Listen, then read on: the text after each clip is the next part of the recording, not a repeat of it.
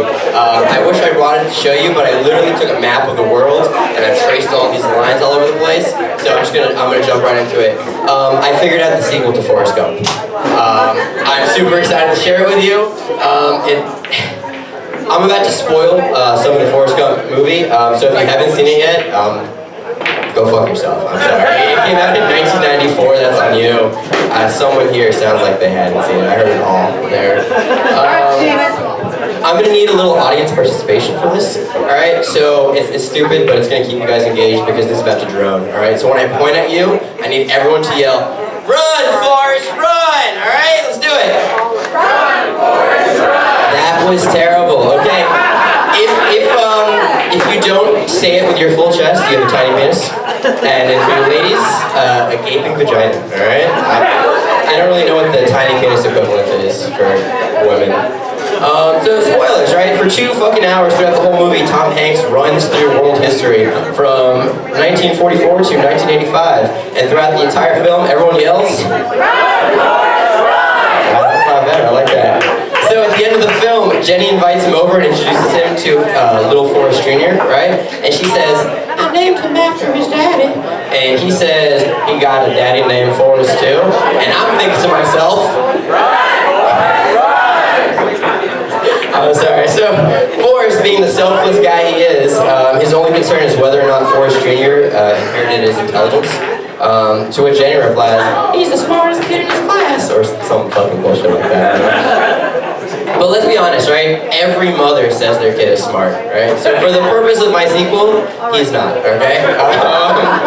Forrest Gump 2 follows Forrest Gump Jr. from the end of the original film, when he's about 6 years old, let's call it like 1985, to the present. And I will be narrating that film through a series of Forrest Jr.'s journal entries. Ooh, wow, crazy. Alright, yeah. January 1st, 1986. My daddy got invited to see a real space shuttle on account of him being real important.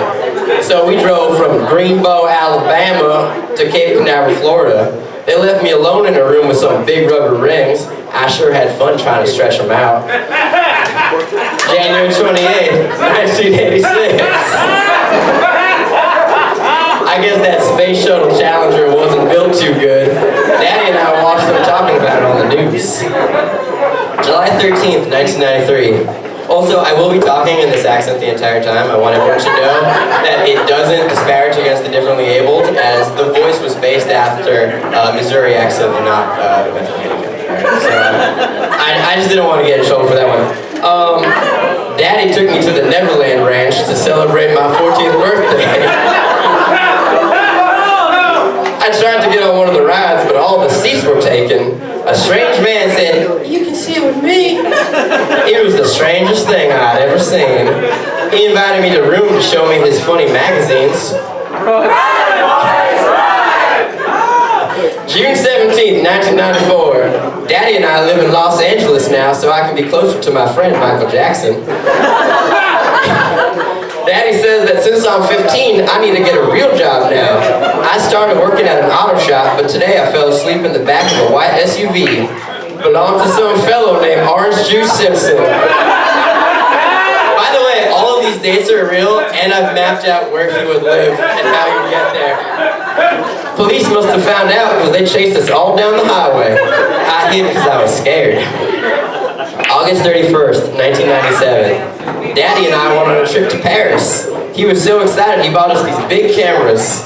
We was near some funny tunnel, and we heard people shouting "Princess," so we tried to take pictures of this white Mercedes. Driver must have been just learning because he crashed the car. I sure hope no one was hurt. I'm sorry, Mel. I gotta power through this one. December 31st, 1999. The end of the world is tomorrow. It's called 2K, and everyone keeps asking me why. January 1st, 2000. The end of the world did not come. September 11th, 2001. Yeah, we all knew this one was fucking coming. Come on. I took a trip to this big city in New York on account of my daddy being such a big fan of apples. Suddenly, some bad pilots crashed into the identical Twin Towers, and I was running.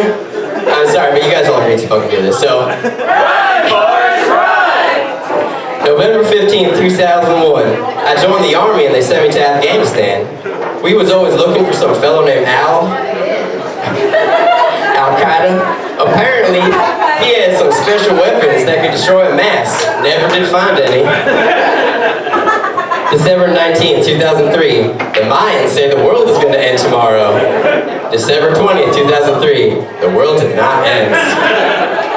February 1st, 2004. He's about 25 now, right?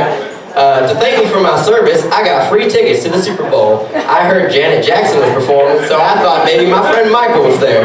So I tried to find him, only I got lost in a closet of clothes. Luckily, I had my arming knife, because I had to cut my way out. Nipplegate. Anyway. August 15, 2005. My bowling team got invited to tour the levees in New Orleans, Louisiana. I dropped my ball and it made a crack. Thankfully, no one noticed. November 1st, 2006. Daddy's Apple stocks are doing real good, but I told him to move all his stock into a company called Zoom. It's going to be the future of portable music players. February 16, 2007. Daddy lost all his money. I moved back to Los Angeles to help around the house. I had to get a job cutting hair. Tonight, some lady came in for a haircut, but I used the wrong clippers and shaved all her hair off. She was so mad, she was acting crazy, and TMZ filmed the whole thing.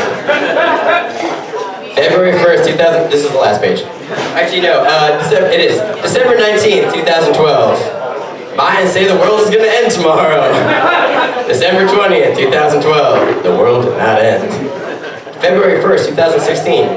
Hillary Rodham Clinton told me to run as a plant in the Republican primaries. Now, I don't know much about politics, but I do like plants. She said, as long as I win the presidential election, as long as I win the primaries, She said, as long as an idiot wins the primaries, she would win the presidential election. I wasn't sure, but she said, run, Horace, run. Yeah, that one was a little lame. I'm sorry, guys. June 7, 2016. An even bigger idiot won the Republican primaries. November 8, 2016. That idiot won the presidential election. He told me no one can know about me being a plant, so he used his connections in China to move me to a city called Wuhan.